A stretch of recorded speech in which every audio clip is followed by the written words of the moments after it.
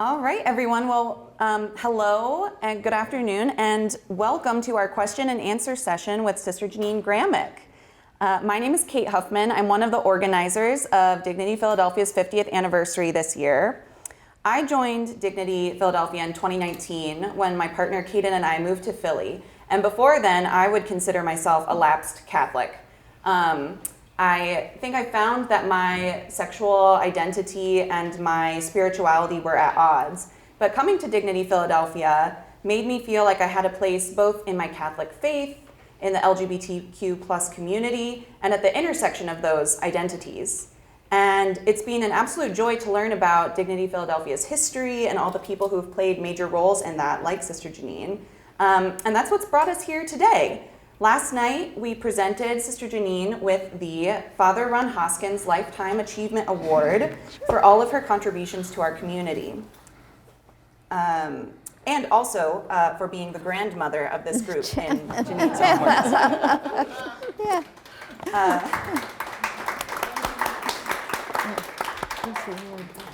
So today, myself and Marianne Duddy-Burke, president of DignityUSA, are going to ask a few questions of Sister Jeannine about her past with Dignity Philadelphia and about her thoughts for the future in about an hour-long conversation.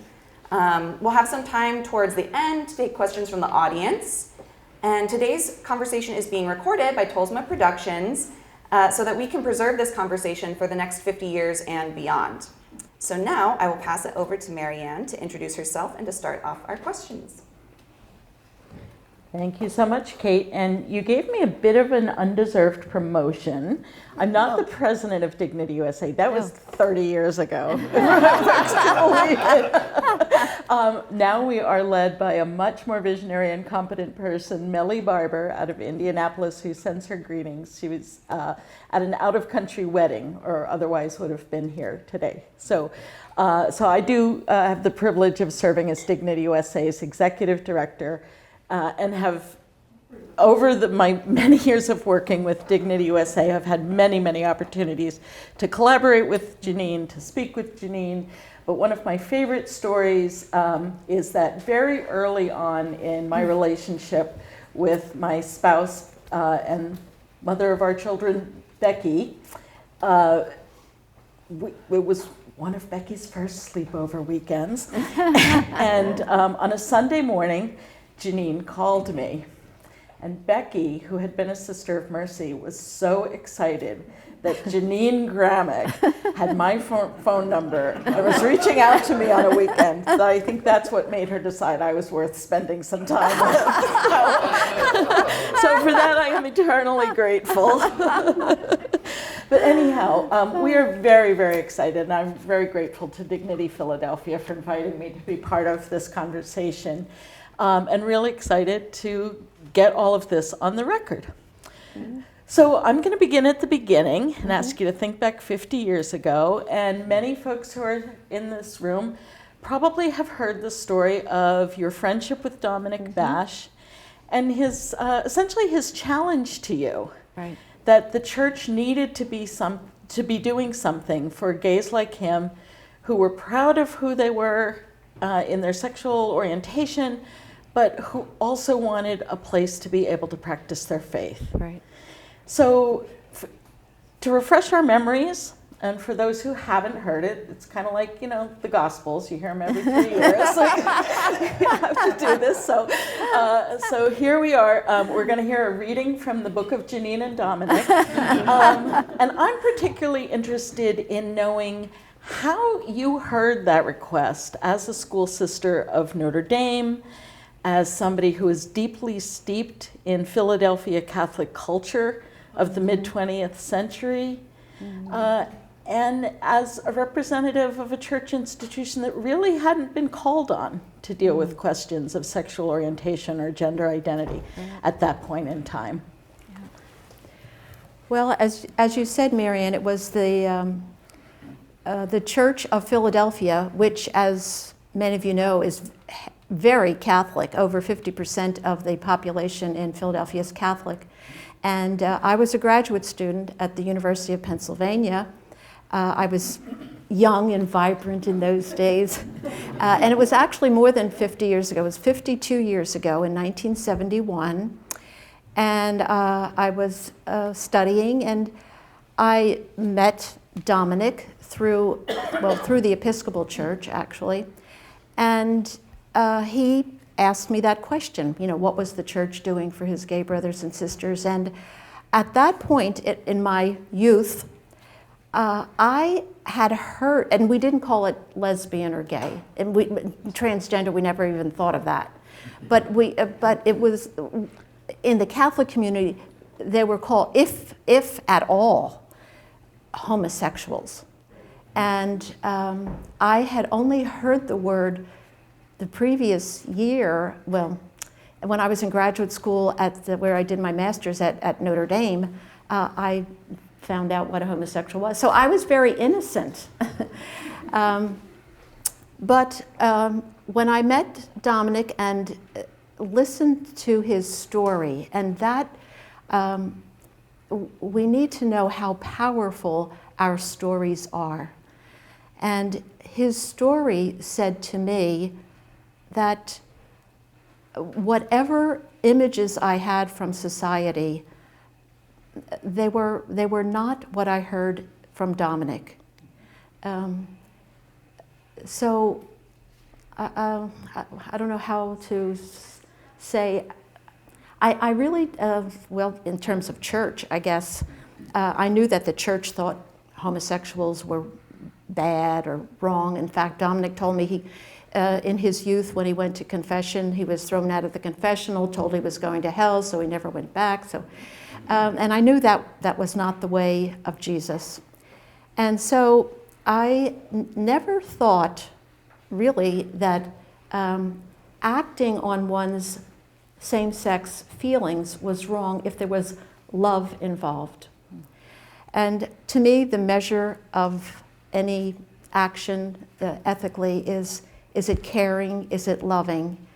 And so I, at vacation time, went back to my community to talk with my provincial, to tell them about this group of people that I had met, because I met Dominic and his friends, and we began to have liturgies in their homes, in their apartments, because this was right after Vatican II, 1971, and the church was in a turmoil. It was exciting times. I don't know how many of you can remember those who are of my vintage probably can remember those really exciting days in the church. So I went back to Baltimore, spoke with my provincial, and I really had this. You mentioned the School Sisters of Notre Dame. We were a middle of the road community, I would say, but at that time all communities were like becoming up to date, shall I say, because it was Pius XII who had asked communities to begin a renewal. But my leaders were women, I think, far ahead of the rest of the community. And the advice I got from my provincial was that the church had neglected this group of people, and do whatever you can, to reach out and extend the loving hand of the church and of God. So I had a great community. Yeah. I think that's a piece of our history that we forget, that, in the 70s in particular, and early 80s, much of the church, certainly religious women's communities of religious men, and many dioceses were actually, took very pastoral, very responsive, very positive approaches to the issues of homosexuals or gay and lesbian, and really tried to sort of figure this out along with us. I mean, there were obviously those who didn't. Right. But, we forget that there was so much good that happened in, social justice work and our community at that time. Especially with the nuns. Especially with the nuns. Oh, especially with the nuns. So you went on to work with Dominic. I know that, there were gatherings in people's homes and in other places, and eventually Dignity was born with your assistance and the community. I wonder if you could talk about a particular moment in Dignity Philadelphia's history that has particular relevance and meaning for you and for the many years of ministry, the many decades of ministry with our community that you have engaged in? Well, one of the meaningful moments was having those Eucharists at Dominic's apartment and the homes of his friends, and we had a number of priests who would celebrate liturgy, and one of them, of course, was Bob Nugent. And when I left Philadelphia to go to Baltimore to teach at our community's college, Bob was here with some of the other priests here, and the group became the Dignity chapter. But I think what propelled me to continue, if you will, is Dominic was very persistent, and Dominic loved and saw the value of media. So he had arranged, and then he told me, he had arranged an interview with the Philadelphia newspaper to interview me, and there was this big article in the style section, "Nun meets with gays in convent," you know.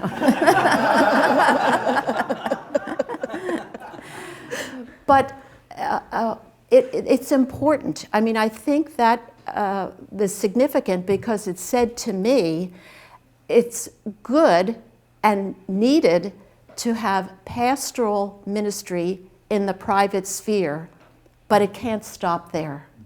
It has to be public.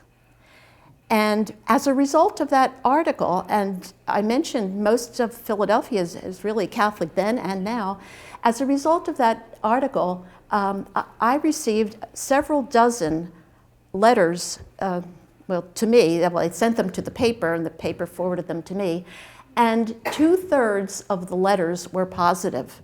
In 1971, 2/3 of the people who took the time to write thought this was something the church should be doing. And I think that's very significant. And of course, one of the letters that I got was from a priest named Robert Nugent. And then he closed with, "If there's anything I can do, let me know." Of course, then he became one of the celebrants. But then he said, "Well, I've never said those words again," But to get back to your question, I think there were many significant moments, but I think the significance was that article, because it said to me, we need not hide this. We need to be public. If it's something good, don't hide your light under the bushel, all right? Put it out for all to see. And that's what Dignity has done. And thanks to you, Marianne, you're a great one for making the light of the LGBT Catholic community shine. Well, it's a community thing. Thank you. Our theme for Dignity Philadelphia's 50th anniversary is celebrating our past, present, and future. Mm-hmm. And thinking about the present for a moment, Sister Jeannine, what do you think are the most pressing issues related to LGBTQ plus people today, especially for those people and allies who are Catholic? And what do you believe the role of Catholics should be in addressing these issues? Okay.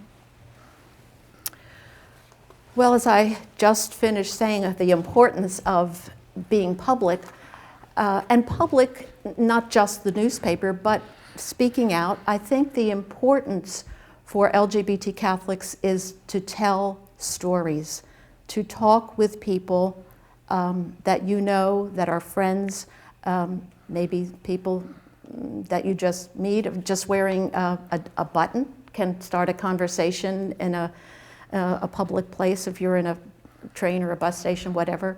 But I think the importance for us today is to not be silent, because silence is violence. We need to speak up. So I think that's one role that we have. In terms of the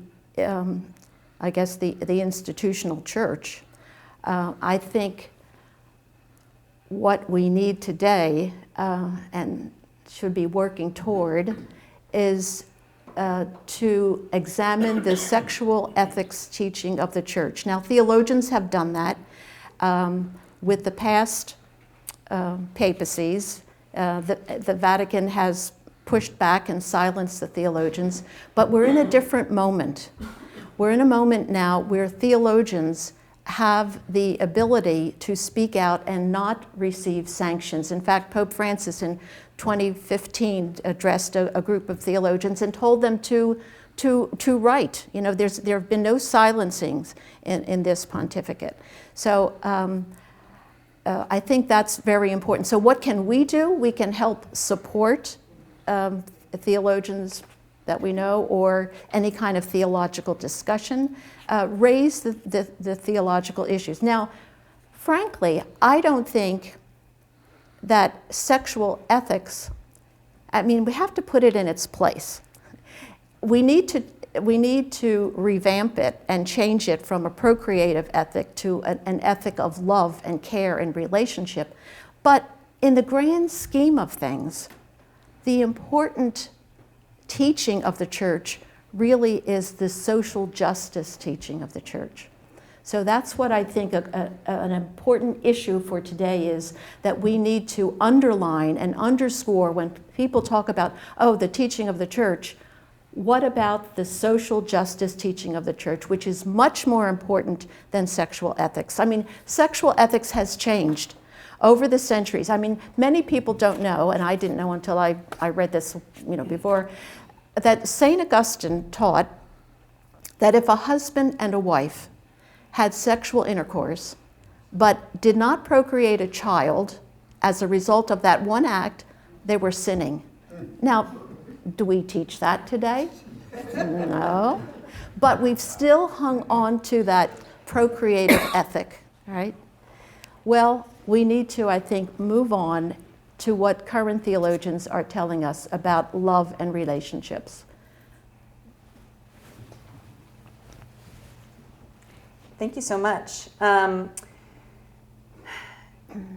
You had mentioned what it was like 50 plus years ago when you first started learning about the LGBT community, and many things have happened over the years. I'm wondering, can you speak to what you believe have been wins to celebrate over the last 10 to 15, just looking back a few,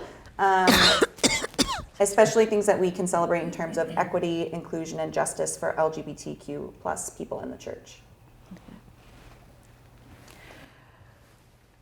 Well, one big win, of course, is Pope Francis and the fact of his coming out publicly for decriminalization. And that, that probably doesn't affect us too much in the US, but in terms of LGBT people across the world, we know how many countries still penalize and some countries put to death people who are lesbian, gay, or bisexual, transgender. I think in terms of the church, what we can celebrate is what's happening now in Western Europe. I'm speaking about the German church, the church in Austria and Belgium and Switzerland and France and even Italy, because there have been a number of new bishops appointed in Italy because of Pope Francis.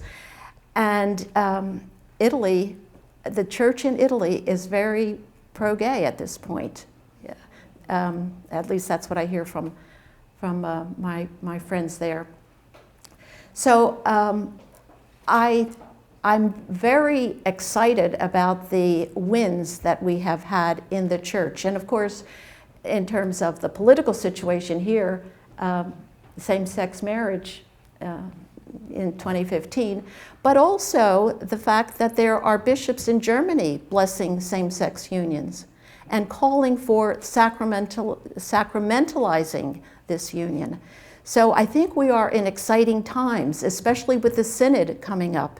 The bishops coming together, and now Pope Francis has not only the bishops, he wants lay people there, men and women, and not just sitting there and listening, but contributing and voting. So we are in exciting times in our church.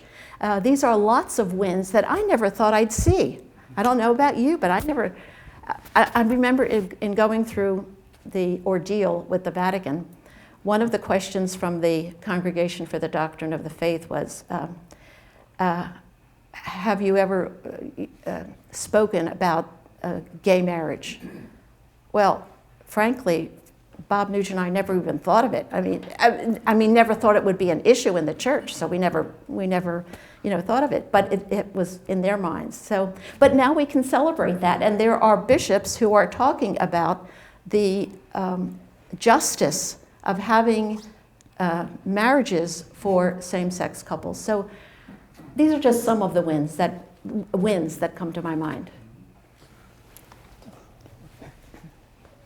I'm going a little off script here. That's okay. But it's so wonderful to hear all of the things, of course, that we have to celebrate. Mm-hmm. I think it would also be remiss not to say that it is a little bit of a scary time right now, especially for trans folks in the United States, with so many laws trying to litigate those people out of existence. Right.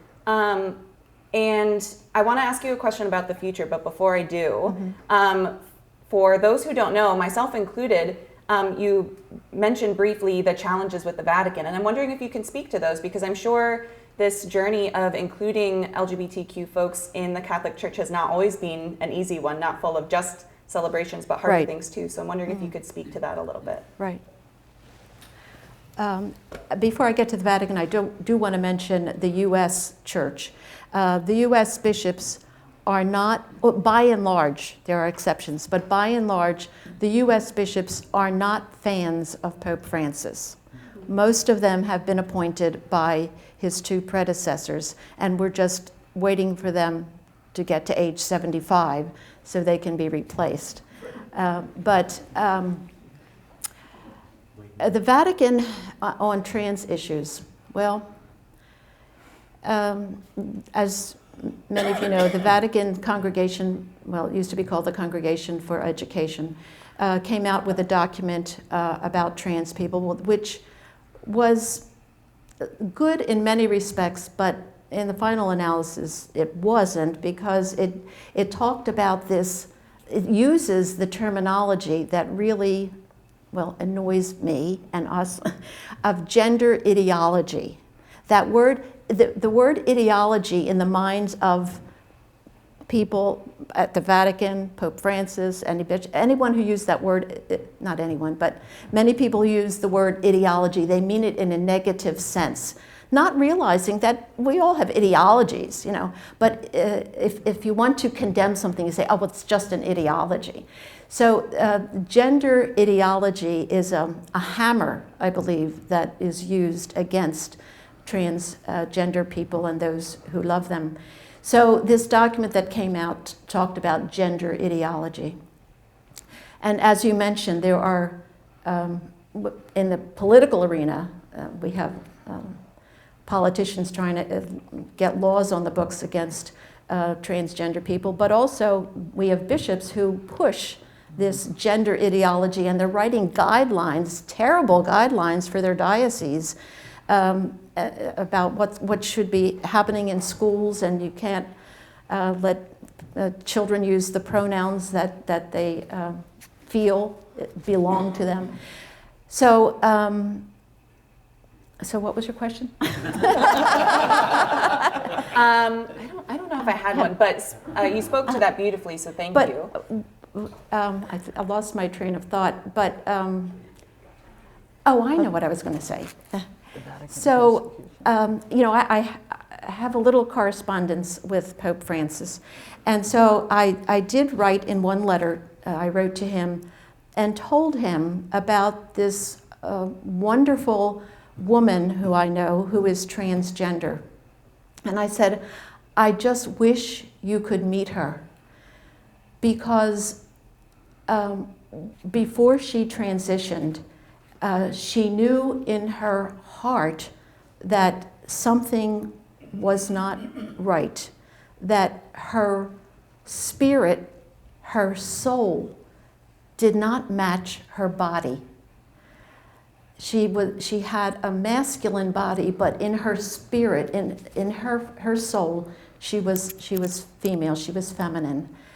And I said, when she transitioned, she felt that her body and spirit were one. And isn't that what we are to be? Like one, whole, a whole person, one in mind, body, and spirit. And I said, and I happen to worship in a faith community in Washington, D.C., and she is part of the faith community, and we have these dialogue homilies. And when she gets up to speak, it's like, she's like a preacher. She's beautiful because she speaks from her heart. And I just said, I wish you could meet her. Well, his response was, I wish I had had a different response. His response was, the person, yes, the ideology, no. So he still needs education, you know. And he's educable because he's admitted he makes mistakes. You know, when he was in provincial, he was a very young Jesuit provincial in Argentina and made lots of mistakes during that dirty war in Argentina.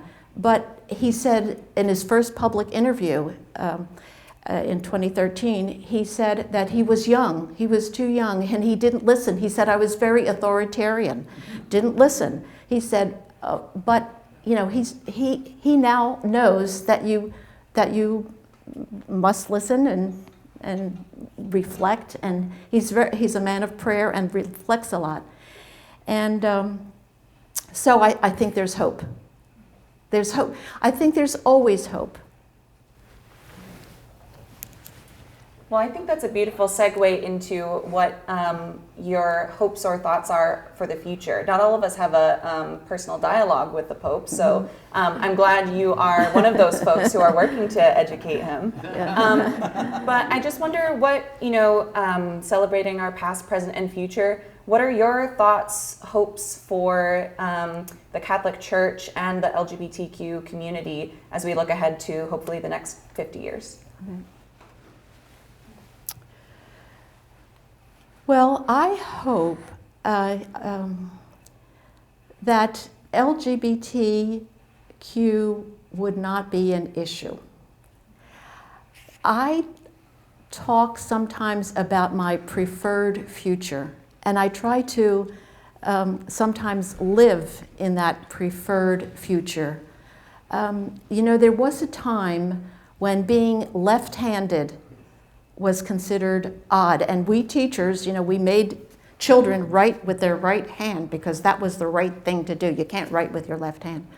But now, who cares if you're left-handed or right-handed? Nobody cares, all right?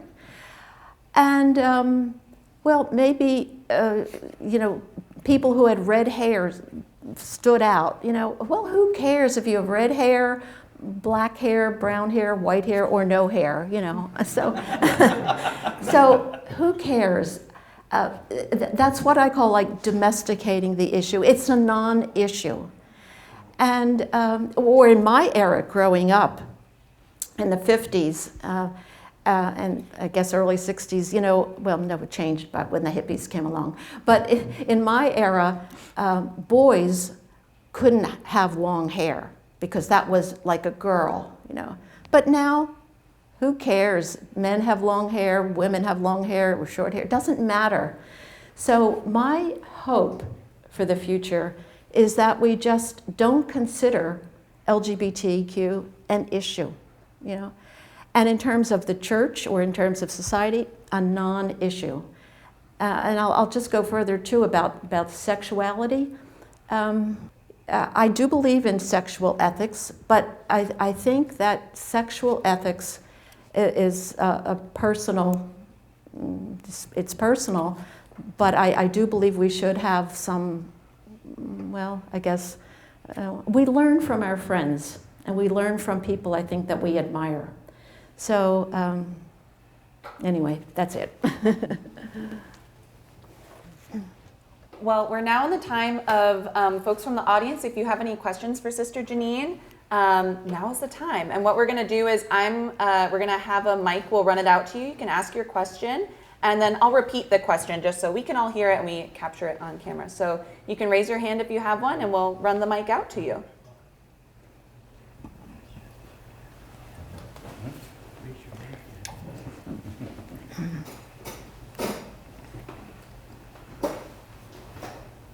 Hi, sister.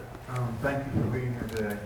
When I was growing up, I had a spiritual advisor. His name was Monsignor Charles Devlin, and he was stationed at St. John on 13th Street. Mm-hmm. I was just wondering, did you have any interactions with him? No. No, I don't know him. You don't know him? No. He always said that he helped start the gay transition. I always told him he was a liar.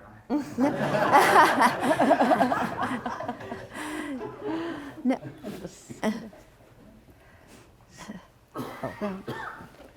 Well, even though I didn't know Father Devlin, he may have been telling the truth, because there is a ministry at St. John's in the parish. You're talking about the one on 13th Street. Yes, and they have been for years. It was quiet, wasn't known, but for many, many years, I know that gay people would go there and talk with the priests there, who were very understanding. So that might be what he meant. Other question? The question was asked about Father James Morton and your work or knowledge of him, and his dialogue with Pope Francis also. Right. Yes. Yes, Jim is a good friend of mine, and when I first met him, which was a number of years ago, he told me how the ministry of Father Nugent, that Father Nugent and I were doing, was very impactful in his own life. So that was nice to hear. And of course, he has had a great effect because of his media. You know, I talked about the importance of being public, and he has great well, he's a Jesuit, so of course they have great connections. And so through America Media, has been able to publicize the LGBT issue very much, and he got heavily involved after the Orlando fiasco at the nightclub. And so I applaud everything that Father James Martin is doing, because he's a great ally, and he's able to influence Pope Francis. So we are blessed that we have him. So the question was about, Sister Jeannine, your response to Pope Benedict's passing and also his legacy. And there was a request also to tell the airplane story, which those of us who were at the dance last night were lucky enough to hear, but it bears worth repeating. Well, as I mentioned America Media, so they had asked, the people in the media prepare, gosh, what do they call them when somebody? Memorials, tributes. This is a senior moment. Obituaries? Part obituary, that's exactly. Well, yeah, it is an obituary. And so I wrote a piece, which they published when Pope Benedict died, former Pope Benedict. And I recounted his involvement with LGBT issues, and that was not very positive because of the letter in 1986, of course, and we won't go into all of the negatives. But in the end, I said that, and part of what I shared with you last evening, that he was really a victim of the clerical system, a victim of his times, in which he followed the rules to the T. In fact, when I was going through my investigation with the Vatican, my Superior General asked if we could have a face-to-face meeting. And he said, no, that was not part of the process that they engage in. In fact, the Vatican had appointed some theologians to defend Father Nugent and myself, unbeknownst to us. that we had already had our defense, and we didn't even know it, you know. So no, he would not meet with us. So then I told the story that that was my superior general who made the request, and she was denied. But my provincial said she was very worried, and we needed a miracle because I was going to get excommunicated, and we better go to Munich where our foundress was buried, so that we could pray for a miracle so I could still stay in the church, right? So we were boarding a plane in Rome to go to Munich, where the mother house is, and we see someone who looks like Pope, well, he wasn't Pope Benedict then, who looked like Cardinal Ratzinger at the time. And so he got on the plane, and when he got on the plane, there was a seat empty next to him, so I sat down and asked, I said, are you a priest? Because he had on a black clerical shirt. And he said, yes, he was a priest, and he was, I said, I was a school sister of Notre Dame. Do you know the school sisters? Yes, my aunt is a school sister, or was a school sister. She had since died. And so that's how I knew it was Cardinal Ratzinger, because I knew he had an aunt in our community. So, and this was cute. And I said, well, you know, I'm Sister Jeannine. Oh, he says, yes. He says, I have known you for 20 years. The file had been accumulating for 20 years. So I really told him the story about Dominic, and that we were meeting in Philadelphia and having a mass for LGBT. Oh, I didn't say jail. I said lesbian and gay Catholics in Philadelphia, and he thought that was wonderful. He thought that was very good that we would have mass for gay and lesbian Catholics. But he says, but you go to dioceses and you give workshops. The public, see, you can do things in private, but when it's public, that's another dimension, and that's where church officials get really nervous. And so I said, yes, Father Nugent and I go to dioceses and we give public workshops. Oh, and do the bishops invite you, he said? No, I said, well, some do and some don't. And when they don't, we go to the mother houses of the nuns. So we have most of our workshops were in mother houses or retreat houses of women religious. They've been, you just trust the nuns. And former nuns too. So we had a conversation for about 20 minutes, and I must say that I feel he was a very spiritual person, because when I sat down next to him, and several times in the conversation, I could hear him say, like under his breath, providence. I mean, he just said providence. And I think what he was thinking was that my superior general had asked if he would meet with me, and he said no. And now Providence had decreed that we would meet. It's going to happen. So God, the Spirit, intervened. So, and he was praying his breviary, you know, when I interrupted him. So he was a man of prayer. So, you know, I do think he was like a prisoner, so to speak, of his times, as many of us are. I mean, we all can probably look back on our history and say, I was captive in this moment of time. But in the final analysis, when I wrote that obituary about him, it was like a reflection. I said his legacy, because they wanted me to talk about his legacy. Well, I talked about his legacy, the negative part, but I think that the greatest legacy that he left us was what he wrote after Vatican II. You know, he was a Peritus, one of the theologians, the liberal theologians at Vatican II.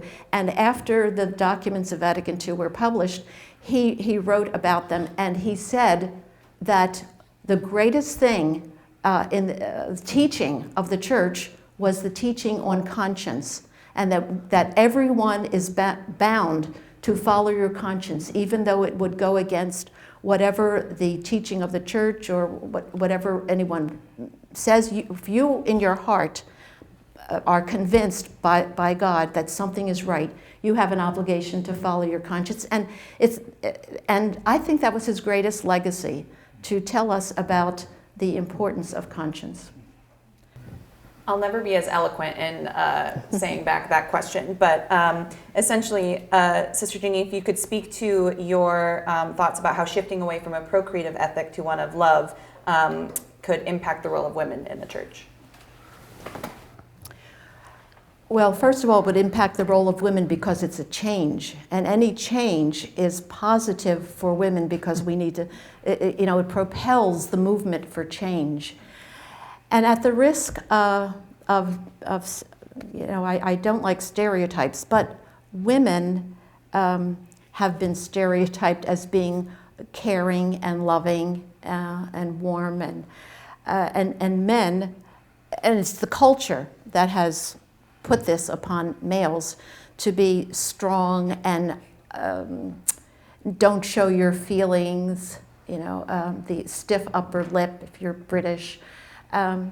So I want us to get away from those cultural stereotypes, but at the same time, because of those cultural stereotypes and people still having lingering stereotypes, that will propel us, I believe, to, if we move to an ethic of love, it will help us to see women in a more positive way, and the role of women as being equal to men. But I'd like to rely on St. Paul's letter to the Galatians. There is neither male nor female, Greek nor Jew, or Gentile. So it's the culture can help us, but I think the scriptures can help us too. So what can we do, Sister Jeannine, to carry on your legacy, the legacy of the work of Dignity Philadelphia, this group that you helped to start, and also of New Ways Ministry, if you wanted to talk a little bit about that? I believe that, as I said, in a future where LGBTQ is not an issue, being male or female is not a big issue, but we have work to do. So what is that work? I think we didn't mention that there are more LGBT-friendly parishes now than there used to be. Several hundred, about 300 now in the U.S. Well, that's a drop in the bucket, when you think of the thousands, several thousand of parishes that we have. So you mentioned St. John's. Well, we need to educate people in the parishes. So that's one thing that Dignity Philadelphia can do, like a speakers bureau, to go out and to evangelize in the name of the LGBTQ community, Catholic community. Of course, we already mentioned evangelizing or speaking or telling your story to family and friends, but more than family and friends, I would hope that we would have a big microphone, paper, in the newspaper, articles in the newspaper. If you have good writers, to write an op-ed, or letters to the editor. Find something that you can write a letter to the editor, like get a hook that you can put LGBTQ up and put that in the letter to the editor, because if you consider articles in the newspaper, most people read letters to the editor more so than other sections of the newspaper. So it's very important that we write letters to the editor. And don't forget your pastors or your bishops. Write letters to the bishop, but always, whether it's a letter to the editor, or if you're speaking with someone, or if it's a letter to your bishop, always, I don't want to say reverential, that's not the right word, but polite. what is it? You get more, honey attracts more flies than vinegar. So don't rail, certainly tell your story and the anguish that some of us have faced, but no blame, because people will resonate with you if you speak from the heart. So they're my suggestions. Well, thank you so much, Sister Jeannine. Thank you, Marianne. Thank you to everyone for being here. I realized my hand was shaking as I went to pick up some water, and I think that is because I really, throughout the course of this conversation, it sunk in all the wisdom and work and leadership and impact of who I'm sitting up here with today. So thank you both so much. Two things that I wanted to just close up with here before we break down for Mass is something you said about conscience and what we all believe to be true and what we know about ourselves as LGBTQ people and Catholics, and especially the intersection of those folks to continue doing what we know to be right. And thank you for your leadership and example in that.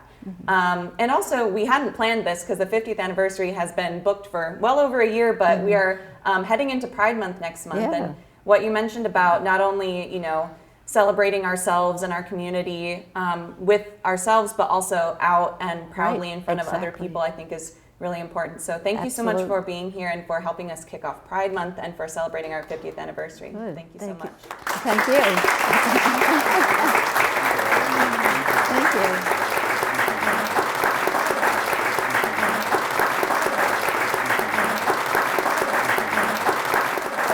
It was fun. Thank you.